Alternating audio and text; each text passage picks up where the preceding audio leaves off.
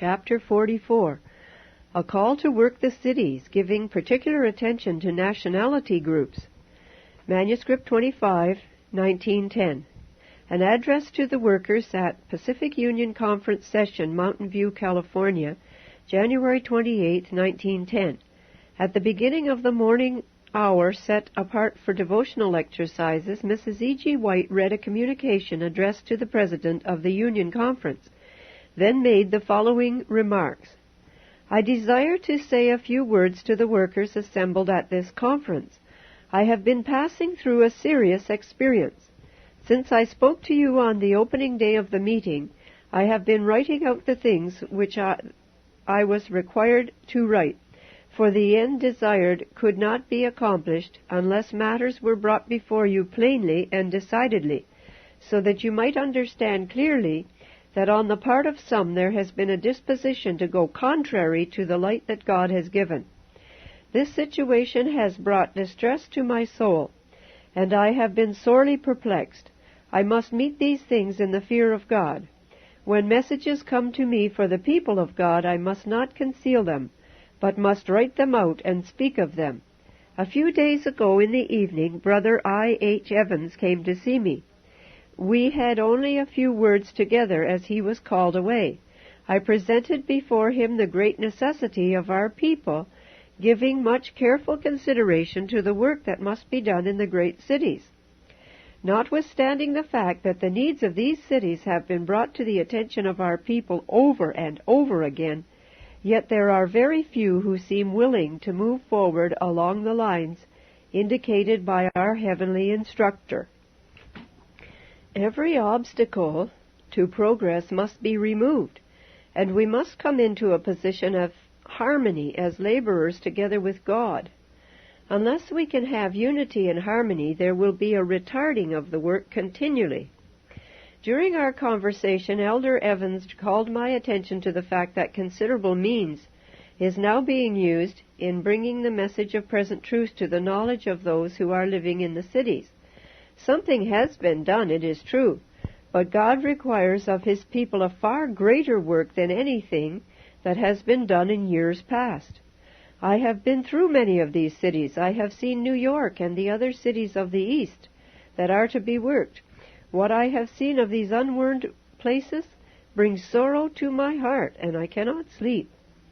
Often I have laid upon my bed in an agony of distress over the situation, and then have attempted to write out the representations that have been made before me distinctly, that there is not seen in the East the reformation that should be taking place in our churches. Our brethren are not carrying the burden that they should in behalf of the unworked cities. They have not been making decided movements to send men into these cities.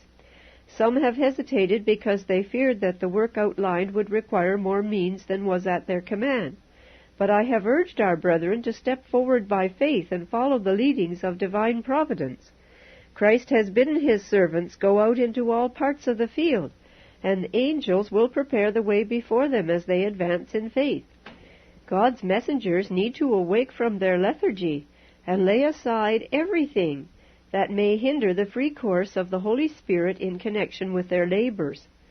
Especially in places where our people have gathered around a large institution, as here in Mountain View, constant vigilance should be exercised in order that every advance movement may be in accordance with the will of God. Thorough consecration should mark the lives of those who are called to labor in our institutions, that right steps may be taken and that all may do everything in their power to save souls. Since coming to this meeting, I have passed through a strange experience. One day, after appearing before the conference to read some matter to you, the burden that was upon my soul continued to press upon me after I returned to my room. I was in distress of mind. That night I could not seem to lose myself in sleep. It seemed as if evil angels were right in the room where I was, and while I was suffering in mind, it seemed as if I was suffering great bodily pain. My right arm, which through the years has nearly always been preserved from disease and suffering, seemed powerless. I could not lift it. Then I had a most severe, excruciating pain in the ear. Then most terrible suffering in the jaw. It seemed as if I must scream. But I kept saying, Lord, you know all about it. I was in perfect agony. It seemed that my brain and every part of my body was suffering. At times I would rise up and think, I will not lie here another moment. And then I would think, you will only arouse those who are in the house, and they cannot do anything for you. And so I kept looking to the Lord and saying, Lord, you know all about this pain.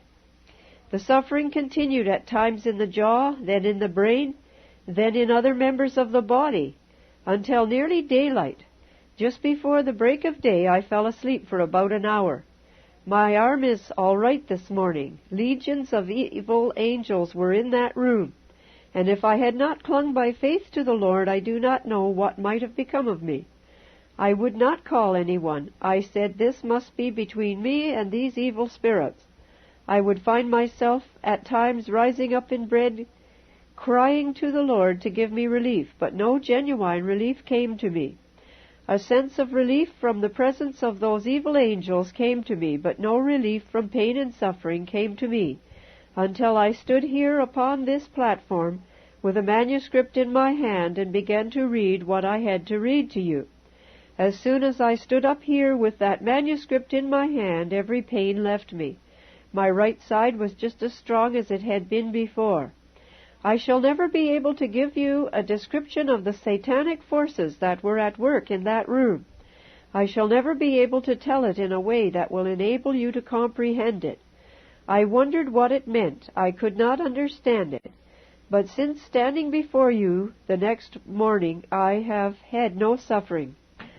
Light has been coming to me that unless we have more evident movings of the Spirit of God and greater manifestations of divine power working in our midst, many of God's people will be overcome.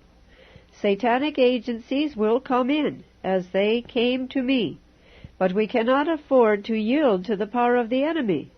Brethren, God is in earnest with us. He does not desire Brother H.W. Cottrell to take a position that will lead both him and many others to make wrong decisions. Some may think it's cruel to speak thus plainly, but it would be very cruel to allow our brother to cherish his natural tendency to think that when he takes a position, he has to hold to this position without changing his view. Over and over in the night season, one with arms outstretched has instructed me, tell my people to come into line. Tell my people to unite with Jesus Christ in doing a work that they have not yet done. God desires His people to take steps forward and upward, ever advancing. They are not half awake. They do not seem to understand that the way before them will be blocked by the enemy more and still more, and that now is the time for the cities to be entered. God desires His people to do all they can to give the message of warning to the cities.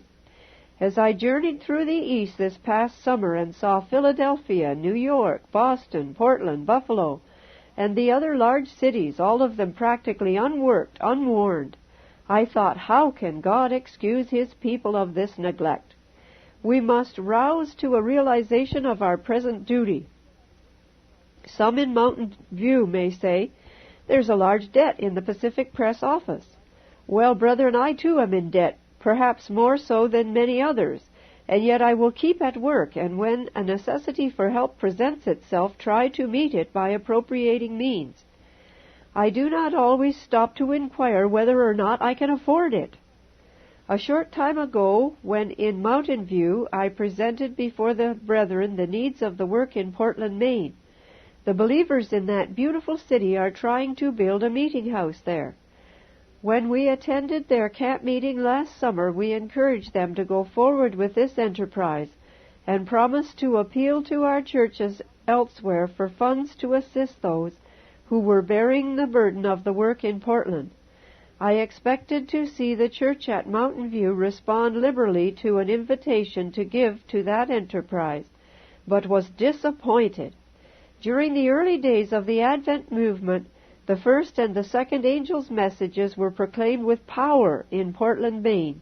And after the disappointment when light shone upon the sanctuary question and the 3 messages of Revelation 14, the third angel's message was preached faithfully in that place and throughout the East. In times past we have attended camp meeting in that city that have been well attended. The power of God has been manifest. Those connected with the courts and others high in office have come out to hear. Before the disappointment in 1844, the city was stirred deeply. From one end of the city to the other, appointments for meetings were filled and the halls were crowded. On one occasion, when there was not even standing room in the aisles, the people feared that the foundations might give way. But the builders were present and assured the congregation that they need have no fear, that the building was amply strong and safe. For miles around the message extended, and many came to hear. The doors of many churches were thrown open to those who desired to speak. At the present time there is but little being done in Portland. There are 3 aged ministers there, living there because the climate is favorable for their health, but they are unable to do much aggressive work. At the camp meeting held there last summer, there was a good attendance of unbelievers. Our brethren had to provide extra seats to accommodate those that came. The power of God rested upon the speakers. I know it rested upon me, as I gave to the people a message of mercy. I did not stand before them because I felt able. I stood there because of the opportunity to let them hear the message of mercy that is being given to the world. The power of God came upon me and gave me utterance, as it did during the recent General Conference held at Washington, D.C. At the close of my disclosure, I asked all who would pledge themselves to carry on a personal study of the Scriptures to find out whether the truths presented before them that day were in accordance with the Word to rise to their feet. You can imagine my feelings as I saw nearly everybody in that large congregation standing on their feet, thus pledging themselves before God to search the Scriptures to find out whether these things were so. The Spirit of God was present in that meeting in marked measure, and we had a wonderful meeting. When I think of the opportunity we now have to work Portland, Maine, and many other cities in the East, I cannot hold my peace. This is why I have appealed to the church at Mountain View and to churches in several other places to help our brethren in Portland to erect a meeting house. Because of their poverty, they cannot advance as rapidly as they desire, and unless someone helps, the work is liable to be greatly retarded. We believe that many will respond to this appeal. In New York and in many other cities there are multitudes of people unwarned. Among our people there is a great zeal, and I do not say there is any too much to work the foreign countries, but it would be more consistent if we could see a proportionate zeal to work the cities close by. We need to move sensibly. We need to plan to warn the cities in America. We must set about this work in earnestness, and do it. Laying aside our peculiarities and our own ideas, we are to preach Bible truth. Men of consecration and talent are to be sent to these cities and set to work. Oh, why are so many seemingly indifferent and self-centered? Why do so many take an interest chiefly in the place where they are laboring and lose sight of the fact that there's a world to be warned and that these cities must hear the message? I have been seeking to arouse our people. I have encouraged Dr. and Mrs. Crest and Elder and Mrs. G.B. Starr to labor earnestly in the cities, and I understand that they are now in Boston. In the 1844 movement, the message went through Boston like a lamp that burneth. I was in that message. They sent for me to come to speak to the people in the large halls. There was an intense interest. When a true missionary spirit takes hold of the hearts of believers, the Bible will be studied more diligently than it is now, and many will understand that the cities are not being worked as they should be. Many will then take hold of this work. During the General Conference held at Washington in 1909, the Lord lifted me above my infirmities, and I was enabled to speak to large congregations and to make all hear the word spoken. From Washington we visited several cities where we saw multitudes of people who I suppose have never heard the warning message. When I saw these people, I pledged myself before God that I would remain silent no longer. Here at Mountain View there are many advantages, great advantages, and the believers should make the most of these advantages. Let nothing be allowed in the life practice that might prove a hindrance. Let none manifest a disposition to make his fellow men come to his personal ideas of doing this and that. Let none say, I cannot do this, when the providence of God indicates that something should be done. Let all seek to come into line. The salvation of God is to be revealed in the great cities of the land. Ministers often visit companies of believers in the different conferences, and this is a work that has its place, but the ministers have a solemn work to perform in the great cities. As God's people take up this responsibility and discharge it in His fear, those who are enlightened and as the result of faithful labor will give freely of their means to sustain the work in their cities and in other places as well. As the laborers go to the new converts and in the Spirit and power of God ask them for help, the Spirit of God will move upon their hearts. It has been said we should like to send a large amount of money to China. Are the souls in China any more precious than the souls within the shadow of our doors? We are to act our part in warning China, but we are also to act our part in warning the cities close by where we live. Here are foreigners of various nationalities in our cities, and they are to be reached with the message of present truth. When they accept the message, they will begin working at once, and many will return to the places from which they came, that they may win their people to the truth. We are to search out these people and teach them the way of life. As I think of these things, I cannot hold my peace. I have tried to arouse you to a realization of what it means to be missionaries. Many of our people have lost the sense of what it means to carry the truth to places where it has not yet been proclaimed. I have seen city after city, the inhabitants of which have no knowledge of what we believe. Means must be sent to China. This is right and proper. But why not also warn the various nationalities in the cities close by? Why not plan wisely to reach the hundreds of thousands of foreigners in the cities of America? God desires us to awake from our slumbers. He desires us to do our duty. He desires to endue us with His Spirit and lift us up to a higher platform. Everyone who will come into line will understand what the will of God is.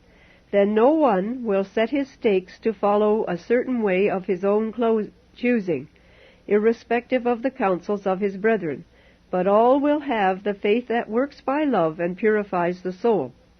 When God's people understand what Bible religion is, there will be coming into the ranks of believers more new converts than are seen today.